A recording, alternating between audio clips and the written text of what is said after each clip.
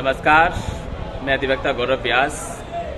मित्रों, आपने अक्सर सोशल मीडिया पर ये बात तो सुनी होगी कि संविधान खतरे में है, संविधान खतरे में है। संविधान को बचाने के लिए लोग आंदोलन करते हैं, सड़कों पर उतरते हैं। क्या वास्तव में संविधान खतरे में है? ऐसा कुछ नहीं है। संविधान खतरे में नहीं है। ये तो पॉलिटिक्स एजेंडा है जो लोगों को बरगलाने के लिए, उनका माइंड वॉश करने के लिए इस प्रकार के नैरेटिव सेट किए जाते हैं। मित्रों, संविधान वास्तव में है क्या? संविधान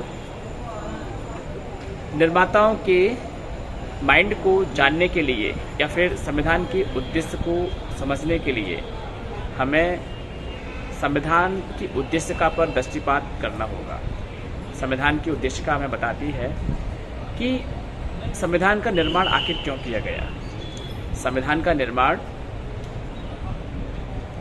करने का जो उद्देश्य है वह उद्देशिका में वर्णित है। इसलिए संविधान की उद्देशिका महत्वपूर्ण होती है अन्य अधिनियमों की अपेक्षा। संविधान की उद्देशिका इस प्रकार से है कि हम भारत के लोग भारत को एक संपूर्ण प्रभुत्व संपन्न समाजवादी पंथनिरपेक्ष लोकतंत्रात्मक गणराज्य बनाने के लिए तथा उसके समस्त नागरिकों को सामाजिक, आर्थिक, राजनीतिक न्याय, 3 प्रकार का न्याय है, सामाजिक, आर्थिक, राजनीतिक, 5 प्रकार की स्वतंत्रता है, वो आपको बता दी है हमने।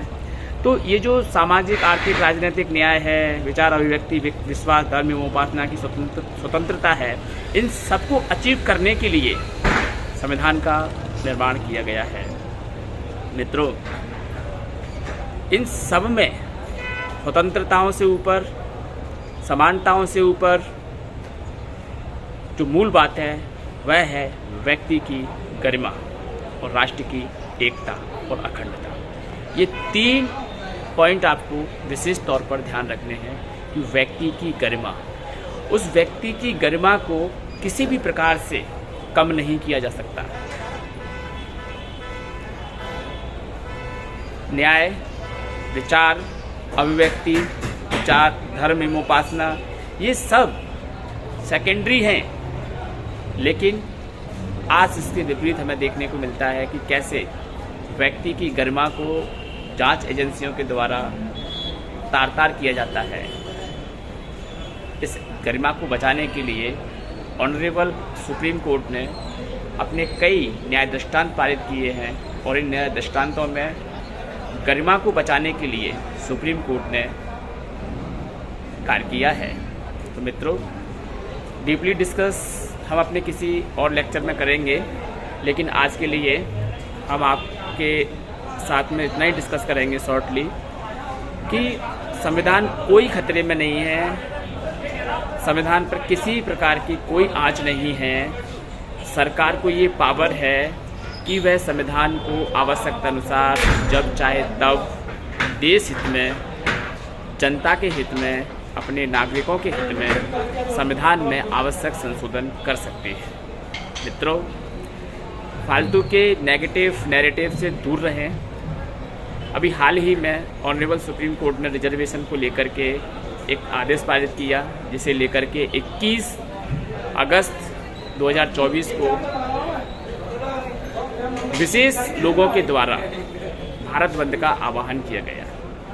ये जो भारत बंद का आह्वान था, मैं इसको गलत मानता हूँ, क्योंकि कोर्ट ने जो SC ST का कोटा था उसमें क्रीमी लेयर को मान्यता दी है कि क्रीमी लेयर के जितने भी कैंडिडेट्स हैं वो रिजर्वेशन से बाहर होंगे।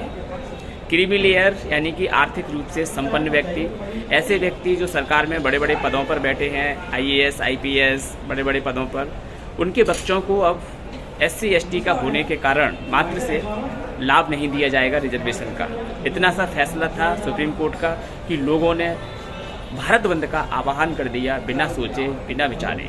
मित्रों, ये उन लोगों के हित के लिए ही था जो बिना विचार किए सड़कों पर कुछ लोगों के कहने पर उतर गए थे। भोली जनता है, देर से समझेगी, उनको कोई समझाने वाला होगा, अवश्य समझेगी। न्यायालय का फैसला देश हित में था, जनता के हित में था, सबके हित में था। उसका सम्मान करें, उसका आदर करें। चंद्रशेखर आज़ाद, जो कि अपने आप को दलितों का पॉलिटिशियन बोलते हैं, सबसे पहले इस फैसले का विरोध करते हुए मैदान में उतरे और उन्होंने इसके लिए भारत बंद का आह्वान भी किया, जो कि पूर्णतः गलत था। किसी प्रकार से उसको न्यायिक नहीं ठहराया जा सकता। मित्रों, ऐसे आंदोलनों से देश की प्रगति में बाधा उत्पन्न होती है और हमें चाहिए कि हम अपने देश की प्रगति को उत्तरोत्तर बढ़ाएं। उसकी प्रगति के क्रम में हमारा भी कुछ योगदान हो, और हमारा योगदान ये होगा कि हम ये जो नेगेटिव नैरेटिव सेट हो रहे हैं, इन नेगेटिव नैरेटिव से अपने आप को बचा लें, अपने आप को इनसे दूर रखें, और जो वास्तविकता है उस वास्तविकता से परिचित होकर के देश हित में ही अपने कार्य करें। नमस्कार।